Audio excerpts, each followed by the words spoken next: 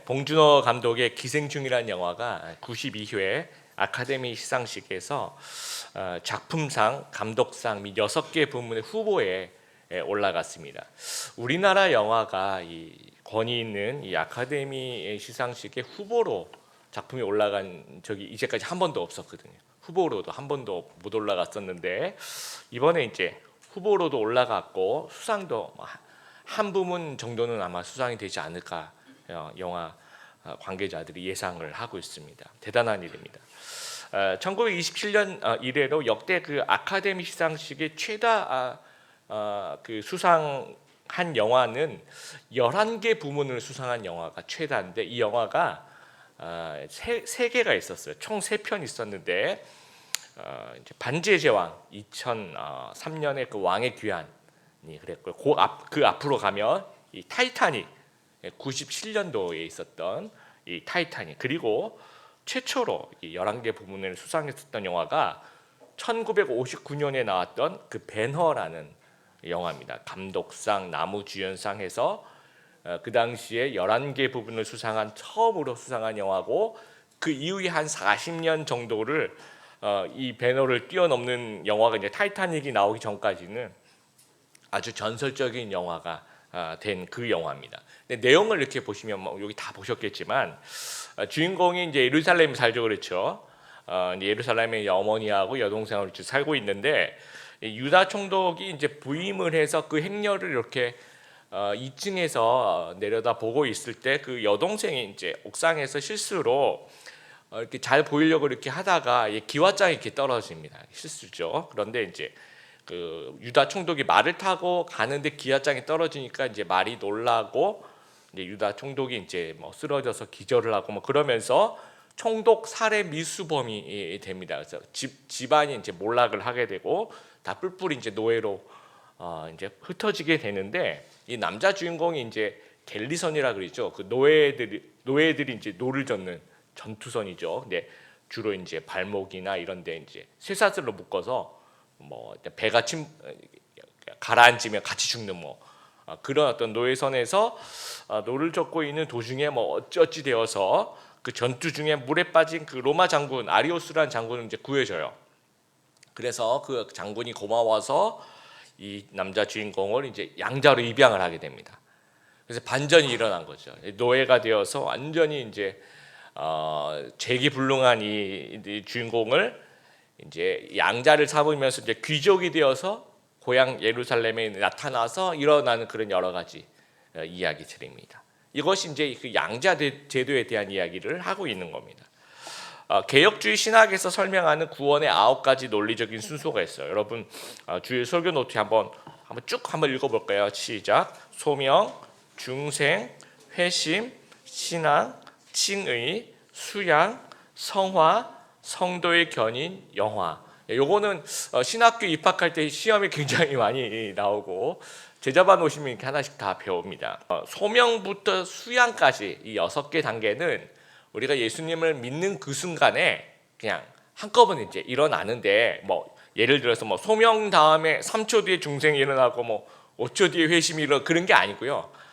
동시에 일어나는 건데, 우리가 굳이 논리적인 순서를 한번 따져보자고 한다면 이런 순서가 된다라는 얘기예요. 그래서 우리가 이 구원을 얻을 때 이 소명부터 우리를 이제 부르시고, 중생 생명을 주시고, 회심 우리가 마음을 돌이키게 만드시고, 이 신앙 예수님을 믿게 하고, 칭의 의롭다고 칭하시고, 그 다음에 이제 마지막에 그 이제 일순간에 벌어지는 이 순간에 그 마지막에 수양이라는 것이 있다는 거죠. 수양이라는 것은 양자 삼았다라는 거예요. 그리고 난 다음에 그리고 이제 성화의 삶은 이제 평생 죽기 전까지 성화의 삶과 견디고 인내하는 성도의 견인의 모습이 있다라는 겁니다. 그리고 난 다음에 이제 우리가 천국에 가면 이제 영화의 단계로 들어간 이 9가지 단계에 있어서 수양이라는 단계가 칭의, 논리적으로 볼 때 칭의 다음에 이제 수양이라는, 그래서 14절에 우리가 하나님의 영으로 인도함을 받은 사람은 곧 하나님의 아들이다라고 얘기합니다. 하나님의 아들이 되었다. 또 15절에 양자의 영이라는 얘기를 하죠. 그 다음에 16절에 17절에 계속해서 이제 자녀라는 말을 하고 있습니다. 그러니까 원래 우리는 죄인이죠. 이제 하나님의 자녀가 아니죠. 근데 입양이 되어서 이제 하나님의 자녀로 양자가 되었다라는 겁니다.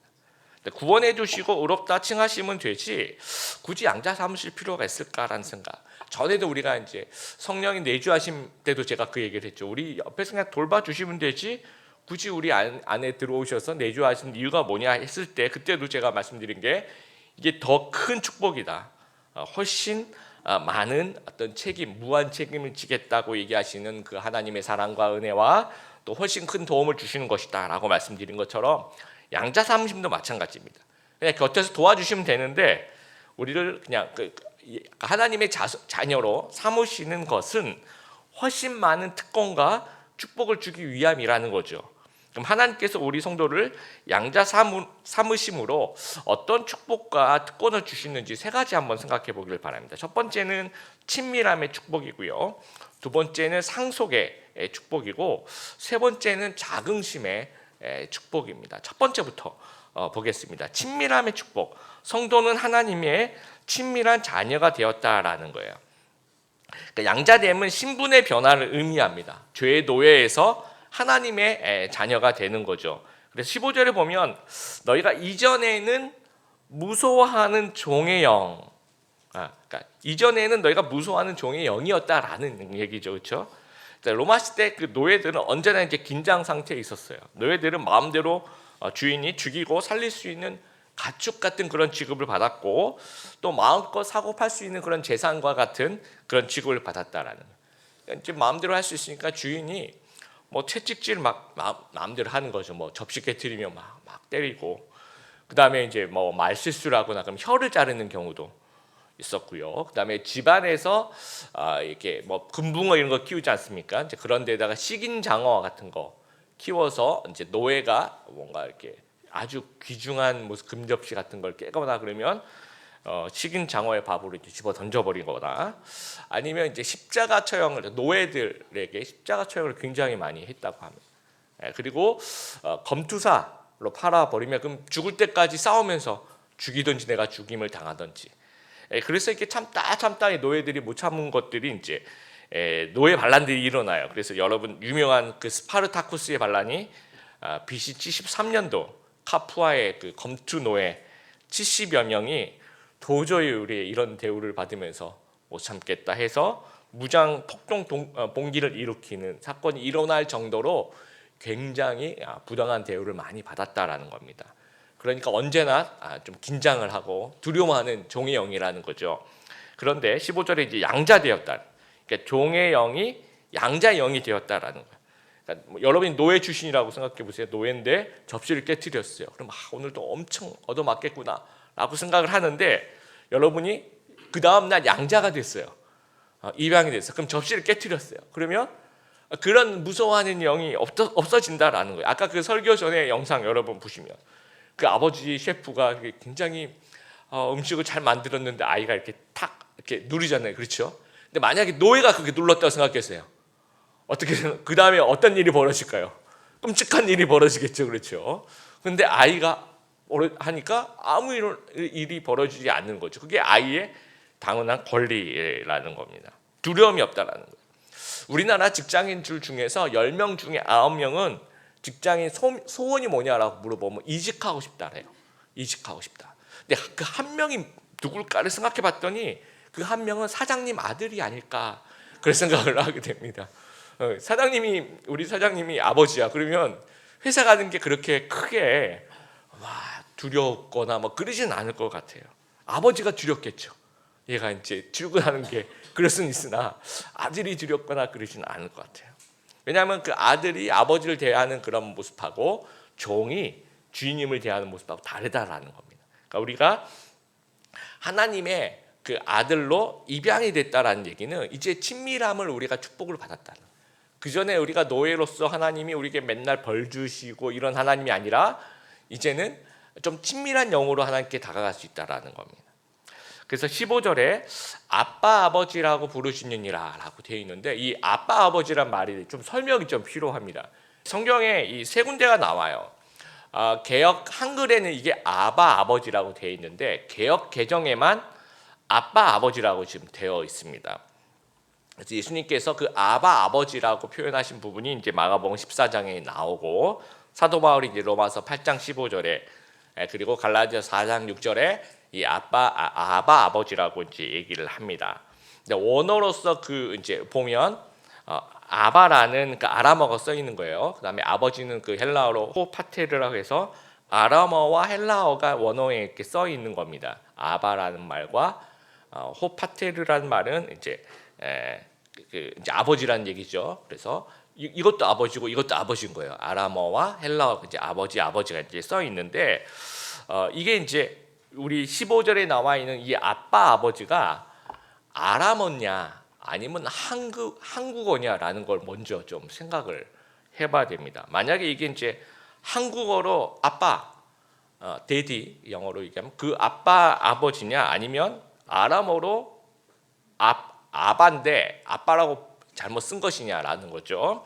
그래서 한국어로 아빠라는 것은 이제 아람어로 이 아바라는 말이 어린 아이들이 이제 아버지를 친밀하게 이제 부르는 말이라는 거예요. 그러니까 우리가 번역할 때 그냥 아빠라고 번역하자라고 이제 아빠라고 번역을 했을 것이다라고 이제 우리가 많이 생각을 하는데, 실제로 이제 대한성서공회에 대한 이제 사람들이 이제 질문을 해봤대요. 그랬더니 이거는 한국어가 아니고 아람어인데 개역 한글에는 아바라고 표현을 했는데, 거기에 이제 영어로 굳이 쓰면 A, B, BA 이렇게 되거든요. 그러니까 B가 하나 더 있으니까 그냥 아빠라고 음력 표기를 한 거다라고 이제 답변을 했어요.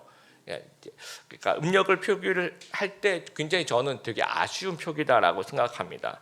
그냥 아바라고 놔두든지, 아니면 그 아에다가 이제 그 받침, 비읍 받침을 해서 바 뭐 이렇게 표현을 하든지 해야지, 이렇게 아빠라고 표현해 보면 이게 한국어인지 아람어인지 읽는 사람들이 좀 어렵다, 오해할 수 있다라고 생각이 됩니다. 우선은 이게 아람어라는 거예요. 아바. 근데 이제 그 발음을 갖다가 아빠라고 이렇게 음역 표기라 뭔지 아시죠? 그래서 지금 이 15절에 나와 있는 것도 마찬가지고, 뭐 이렇게 아바 아버지라고 표현하는 게 맞는 거라고 생각합니다. 아빠라고 하면 좀 오해할 수가 있습니다. 그런데 왜 그러면 굳이 예수님도 그렇고 사도 바울도 아람어와 이 헬라어를 써서 아버지 이렇게 표현을 했을까라는 거죠. 저는 두 가지, 특히 이 구절은 두 가지 한번 생각해 보고 싶은데, 첫 번째는 이 아바 아버지는 우리 모두의 아버지가 되신다라는 걸 좀 설명하고 싶었던 것 같아요. 유대인들이 그 당시에 쓰던 단어가 이제 아람어였거든요. 그래서 아람어로 이제 아바라고 부르면 유대인 출신의 크리스찬들은 이게 아버지라는 느낌이 들어오겠죠. 그리고 그 다음에 바로 이제 헬라어를 쓴 거니까 또 이방인 출신의 헬라인들은 또 아버지라는 느낌을 또 받겠죠. 그래서 유대인의 아버지도 되시고 헬라인의 아버지도 되신다라는 이제 그런 뜻을 보여주고 있고, 두 번째는 친밀한 아버지라는 뜻을 포함하고 있다고 저는 생각해요. 그래서 이 아바가 이제 학자들이 두 종류의 학자들이 있는 거예요. 이 아바의 뜻이 어린아이가 아버지를 부를 때 아빠라고 얘기하는 것처럼 그렇게 부르는 단어다라고 얘기하는 학자들이 대부분이고요. 요즘 이제 새로운 이제 학자들은 아니다, 이거는 아바라는 말은 어린아이뿐만 아니라 성인들도 사용하더라, 용례를 보니까. 그러니까 이거는 그냥 아빠라고 번역하기에는 어렵다, 그냥 아버지라고 번역해야 된다라고 얘기하는 학자들이 있다라는 거죠. 근데 저는 이게 둘 다 저는 이게 맞다라고 생각하는데, 뭐라고 해석하든지 간에 친밀한 아버지는 맞다라고 생각하는 게 뭐냐면요, 이 아람어로 아버지를 아바라고도 표현하기도 하지만 아브라고도 하는 그런 아버지라는 표현 방법이 있는데, 그게 조금 포멀한 거죠. 근데 이제 아바라는 표현 자체는 굉장히 친근한 표현이고, 또 이건 가족 언어로 이해해도 된다라는 거죠. 이제 어린이가 써도 되고 성인도, 여러분 가정에서 다 큰 성인들도 우리 부모님을 향해서 아빠, 엄마라는 단어를 쓸 수 있지 않습니까? 그렇죠? 그런 것처럼 이것은 아버지라고 표현할 수 있으나 가족 언어다. 어린이, 성인, 가정에서 아버지를 친밀하게 부르는 그런 단어다라는 거죠. 그리고 15절의 문맥상 너희는 다시 무소하는 종의 영을 받지 아니하고 그다음에 저는 좀 말이 좀 생략됐다고 생각하는데 이제는 무서워하지 않는 양자의 영을 받았으므로 이렇게 얘기해야 되는 게 맞죠. 그렇죠? 무서워하는 종의 영하고 무서워하지 않는 양자의 영이죠. 그렇죠? 그럼 무서워하지 않는 양자의 영을 받았기 때문에 이제 친밀하게 아버지라 불러라라는 거예요. 그러니까 이 아버지라는 표현이 뭐 이게 뭐 성인이 아버지를 부르는 표현이다, 아빠가 아니고 그냥 아버지다라고 얘기할 수 있으나 그래도 이 뜻을 생각해 보면 아주 친밀하게 그 아빠라고 불러도 그렇게 해석해도 전혀 상관이 없는 그러한 단어라는 거죠. 그러니까 아빠 아버지 굉장히 친밀하게 우리 하나님을 그렇게 부르라는 거예요. 그렇게 생각하라는 겁니다. 여기서 여러분 제가 한번 질문해 볼게요. 여러분 하나님과 친하세요? 그때 여러분 전 하나님과 친해요 이렇게 얘기할 수 있어야 된다는 거죠. 저는 하나님께 예배드리러 오셨어요? 그럼 예배드리러 왔어요. 하나님을 알고 계세요? 알고 있죠. 뭐 하나님 대해서 얘기해 보세요. 우리가 이제까지 배웠던 얘기를 막 할 수 있을 거예요. 신학적인 얘기도 할 수 있을 거고. 그런데 하나님과 친하세요? 물어보면 네, 하나님과 친하세요. 왜냐하면 무서워하는 종의 영을 받지 않고 이제는 무서워하지 않는 양자 영을 받아서 우린 아빠 아버지라고 부른다라는 거죠. 제가 이제 대학생 때 이제 선교단체에 우리 이제 같이 선교단체 하는 그 동아리 방이 하나밖에 없었습니다. 그래서 한 학기 한 번이나 두 번 가끔씩 이렇게 다 같이 모여서 이제 기도회 같은, 그때는 전체가 아니었고 제 생각에는 뭐 이렇게 임원들이나 하여튼 뭐 그렇게 선교단체들이 모여서 좀 같이 기도회를 했던 것 같아요. 그래서 뭐 말씀도 같이 읽고 대표 기도를 하는데 그때 이제 캠이었던 것 같아요. 캠이라는 선교단체에 어느 자매님께서 대표 기도해 주시겠습니다. 그래서 이제 다들 이렇게 눈을 감고 대표 기도를 하는데 이 자매님이 이제 말을 딱 꺼내는데 참 하나님 아빠라고 이렇게 하는 거예요. 그러니까 이 자매는 이 8장 15절 너무 좋았던 것 같아요. 그래서 그 다음에 표현하는 모든 아버지라는 표현을 다 아빠라고 얘기를 하는 거예요. 대표 기도를 하는데 그러니까 뭐 이런 거죠. 하나님 아빠 오늘도 우리를 아빠 하면서 이제 기도를 하는데 너무 힘든 거예요. 저는 이제 한 번도 그 유교적인 그런 마음이 있어서 그런지 몰라도 계속 그냥 이 자매는 이제 평소에도 이 자매는 굉장히 자유롭고 너무 모든 생활과 행동과 말에 자유롭고 그런 어떤 자유분방한 자매였기 때문에 충분히 그럴 거라고 생각했는데 대표 기도가 내내 아빠 하면서 이제 이렇게 기도를 하니까 좀 이상했던 기억이 나요. 근데 이제 지금 생각해 보니까 신학적으로 틀린 얘기는 아닌데, 그러나 이제 뭐 대표 기도할 때는 뭐 이렇게 좀 보편적으로 이렇게 했으면 좋았겠다 그런 생각도 좀 들고, 그런데 이 마음은 좀 본받고 싶다라는 마음이 들었어요. 이 자매님이 하나님을 생각할 때 너무 친밀한 거예요. 그 하나님이 막 정말 그 너무 가까이 있는 아빠 같이 이렇게 생각이 됐던 거예요. 이게 양자됨의 축복이라는 거예요. 그러니까 지금 생각해 보니까 그 자매님이 그 대학생 때부터 이 양자됨의 축복을 제대로 느끼고 있었던, 제대로 누리고 있었던 그 자매님이 아니었나 이렇게 생각합니다. 여러분, 예수님, 그러니까 하나님이 책에서 만난 사이, 성경책에서 읽다가 만난 사이가 되면 안 되는 거죠. 옛날에는 좀 친했는데 요즘에는 좀 안 친한 그런 사이가 되면 또 안 되는 거고요, 그렇죠? 인격과 인격이 만나는 그런 친한 사이가 되어야 된다라는. 그럴 때 이 양자됨이 우리에게 축복이 되고 특권이 될 수 있다라는 겁니다. 두 번째는 상속의 축복입니다. 이 성도는 하나님의 상속자가 되었다라는 거예요. 아까 이제 그 아버지란 말, 아빠라는 말 제가 드렸는데 친밀함을 나타내려면 그냥 어머니라고 표현하면 되지 않을까 그렇게 얘기하시는 분도 있어요. 보다 따뜻한 뭐 엄마, 이게 되게 좀 보다도 좀 친밀한 느낌, 좋은 느낌, 좀 뭉클한 느낌 들잖아요, 그렇죠?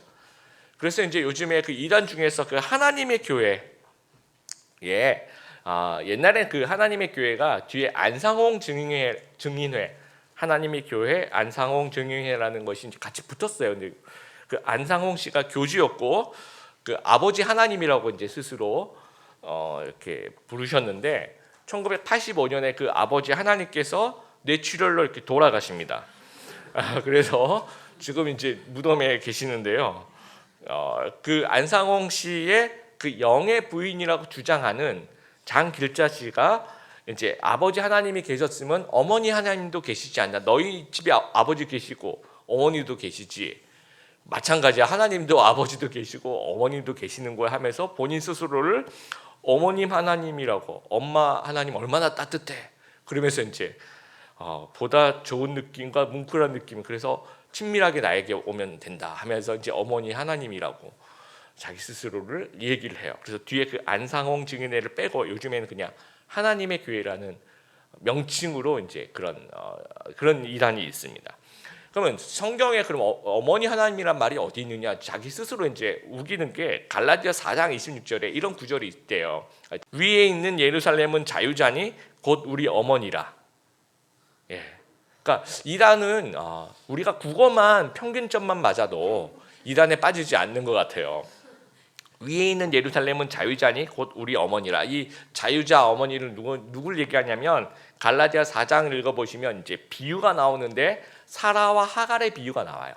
그래서 하갈에 비해서 사라가 자유자고 그 이제 유대인들의 그 조상이 되는 거잖아요. 그렇죠? 아브라함과 사라에서 이삭이 나오는 거니까. 그래서 이제 그 우리 어머니다라는 표현을 쓰는 거예요. 그럼 사라는 유대인이죠. 그렇죠? 그러면 장길자 씨는 조선 사람. 그렇죠? 그러니까 이게 말도 안 되는 거고, 이게 그래서 사라를 얘기하는 거지 하나님이, 이게 어머니 하나님이 있다는 얘기를 하는 것이 아니거든요. 근데 우리가 이렇게 혹하는 이유는 어머니 좀 더 친밀하다 하는 부분에 있어서, 그래서 이제 이런 좀 것들 얘기하는 분들이 계십니다. 성경은 왜 언제나 좀 가부장적인 문화 속에서 설명을 하냐라는 거죠.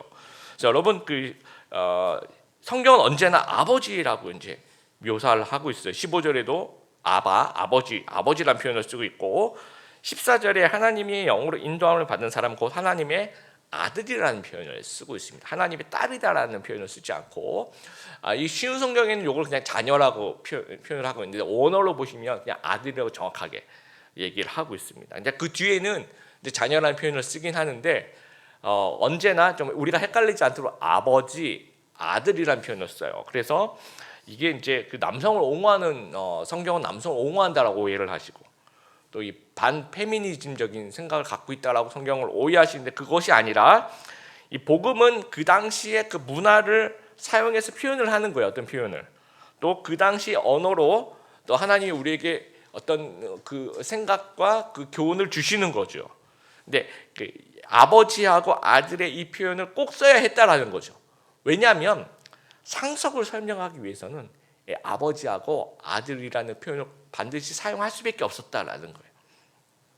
그 당시 기본적으로 아버지가 아들에게 재산과 지위를 상속한다라는 거예요. 그 당시 성경이 쓰여지는 당시에. 그래서 그 로마 시대의 그 양자 제도를 보면 아주 이제 흔한 제도죠. 그래서 양자가 후계자가 되는 겁니다. 상속자가 되는 거고. 그 율리우스 카이사르라는 그 로마의 그 집정관인가요? 그 정치가를 아시죠, 그렇죠? 이분이 이제 양자를 누구 삼냐면 그 옥타비아누스라는 사람을 이제 양자로 삼아요. 그리고 나중에 이 카이사르가 죽고 이 양자인 옥타비아누스가 로마의 최초의 황제가 됩니다. 그래서 이름을 아우구스투스로 이렇게 바꾸고, 그리고 이제 이분이 티베리우스라는 양자를 또 삼아요. 그 티베리우스가 또 옥타비아누스가 죽고 난 다음에 또 이제 로마의 황제가 되는 겁니다. 나중에. 그래서 이 양자라는 것은 재산과 지위를 물려받는 거예요. 아버지의 재산과 지위를 아들이 물려받는 겁니다. 그래서 우리가 이 하나님의 아들이 되었다라는 것은 하나님의 재산과 지위를 우리가 물려받는 거예요. 하나님의 나라, 이 천국을 우리가 물려받는 것이고, 하나님의 생명, 영생, 이걸 우리가 상속받는다. 후계자로서 상속을 받는다라는, 이것이 우리에게 엄청난 특권이다라는 것을 알려주기 위해서 아버지라는 표현 그리고 이 아들이라는 표현을 쓰고 있다라는 거예요. 세 번째 이 축복은 이 자긍심의 축복입니다. 성도는 고난과 영광을 함께 상속한다라는 겁니다. 우리 17절에 상속자라는 말을 하죠. 자녀면 또한 상속자인데, 우리가 그와 함께 영광을 받기 위해서 고난도 함께 받아야 된다라는 거예요. 그리고 18절에 생각하건대 현재 고난은 장차 우리에게 나타날 영광과 비교할 수 없다라는 겁니다. 그러니까 하나님의 가문으로 이제 양자가 되었는데 이것이 이제 정체성을 주는 거죠. 근데 이 상속자는 고난과 영광을 모두 상속합니다. 이 내가 어떤 정체성이라는 것은 이제 고난을 수반할 수 있어요. 그 정체성 때문에. 그러나 동시에 그 자긍심을 불러일으킨다라는 겁니다. 1967년에 제3차 중동 전쟁이 일어났습니다. 이스라엘하고 그 아랍 연합군하고 이제 전쟁이 붙었는데 그 당시 이제 아랍 연합군의 총 인구수와 이스라엘의 인구수를 비교해 보면 40대 1이에요.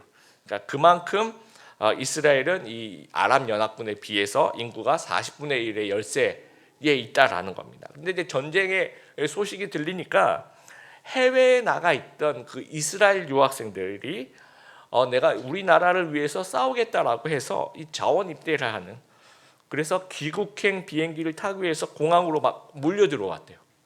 그래서 표를 못 구해서 막 안타까워하고 어떻게든 빨리 들어가서 나라를 위해서 싸우고 싶다라는 거죠.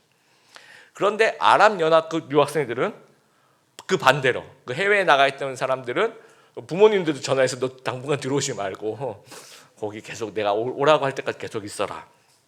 그리고 얘네들도 징집을 피해서 도망 다니고 말리고 주위 사람들.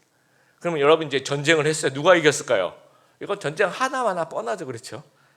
결과는 6일 만에 이스라엘이 이깁니다. 그래서 이 전쟁을 6일 전쟁이라고 얘기를 합니다. 그러니까 내가 어느 나라 사람인가, 내가 이스라엘 사람이다라고 유태인이다라고 생각했을 때 그 이스라엘 유학생들이 이 정체성을 가지는 거죠. 그래서 나는 공동 운명체야 라고 생각하면서, 그러니까 나는 영광도 같이 가져야 되고 고난도 같이 받아야 돼. 그러니까 내가 전쟁터에 나가야 돼 라는 그런 어떤 뿌듯한 마음을 가진다. 물론 전쟁터에 와서 목숨을 잃을 수도 있어요. 고난을 받을 수도 있지만 그것 자체가 이게 굉장히 영광으로 생각하는 거죠. 내가 그 무엇인가의 긍지를 갖고 있다라는 것 자체가 이들에게는 아주 뿌듯한 마음을 준다라는 거죠. 1997년에 개봉한 이탈리아 영화 인생은 아름다워라는 Life is Beautiful, 여러분 한번 보셨을 겁니다 아마. 근데 그 영화의 그 유태인 출신의 그 시골 이탈리안 총각이죠. 이 귀도라는 이 총각이 이탈리안 여자 도라라는 여자와 결혼을 해요. 그리고 이제 조수아라는 5살짜리 이제 꼬마가 같이 나와서 아주 재미있는 알콩달콩한 그런 삶을 살고 있는데 이제 2차 세계 대전이 일어나게 됩니다. 그래서 나치에 의해서 그 유대인인 아빠와 또 아들은 그 아우슈비츠로, 그 유태인 포로 수용소형 기차로 이제 끌려가요. 근데 엄마는 이탈리아 여자기 때문에 안 끌려갑니다. 나치들이 안 데려가요. 안 데려가는데 이제 엄마가 선택을 하는 겁니다. 난 유대인이 아니기 때문에 안 따라가도 무방하지만 가족이라는 거죠. 같이 가요. 같이 수용소로 끌려갑니다. 가족은 공동 운명체라는 거예요. 고난 선택한 이유가 정체성에서 나오는 거죠. 이 가족이라는 정체성, 또 우리가 같이 있어서 이런 고난을 같이 받는다는 것에 있어서 이 긍지를 갖는 겁니다. 그러니까 하나님이 우리에게 주신 구원이 양자 삼으심을 포함하는 이유가 우리의 삶까지 영향을 미치겠다라는 거예요. 그러니까 하나님을 믿는다는 것은 우리는 하나님의 사람이다, 소속이다. 우리는 예수님 소속이다, 예수님 사람이다라는 거예요. 그래서 이 17절 18절에 보면 이 현재는 18절 보세요. 현재의 고난은 장차 우리에게 나타날 영광과 비교할 수 없다. 그럼 현재는 고난이라는 얘기예요. 그리고 영광은 장차 우리에게 나타날 거니까 미래죠, 그렇죠? 그러니까 지금 우리에게 이 정체성, 예수님을 믿는다, 내가 예수님의 사람이다라는 것 때문에 이 고난을 줄 수 있다라는 겁니다. 그런데 이것 자체가 우리에게 긍지로 다가와야 된다는 거예요. 이렇게 생각하면 우리에게 이게 축복이라는 겁니다. 여러분 그 일제 시대 때 이 신사참배를 강요해요. 그런데 우리가 크리스찬으로서 정체성에 맞는 선택을 한다 그러면 당연히 우상 숭배를 거부하는 것이 우리 정체성에 맞는 어떤 선택이라는 거예요. 그랬을 때 고난이 오죠. 감옥에 갇힐 수도 있고 주기철 목사님처럼 순교할 수도 있다라는 겁니다. 그런데 여러분 그 순교하는 그 순간에 또 우리 기독교 역사를 볼 때 그 초대교회의 그 로마의 그 황제를 숭배하라 그럴 때 거부하고 죽임을 택했던 그 수많은 우리 카타콤의 순교자들이 정말 그 두려움 속에서 순교를 택한 것이 아니라 그래서 그 시신을 보면서 그 카타콤의 순교자들의 그 시신이 너무 해맑고 밝은 그 모습에 로마 당국자들이 충격을 받았다라는 거죠.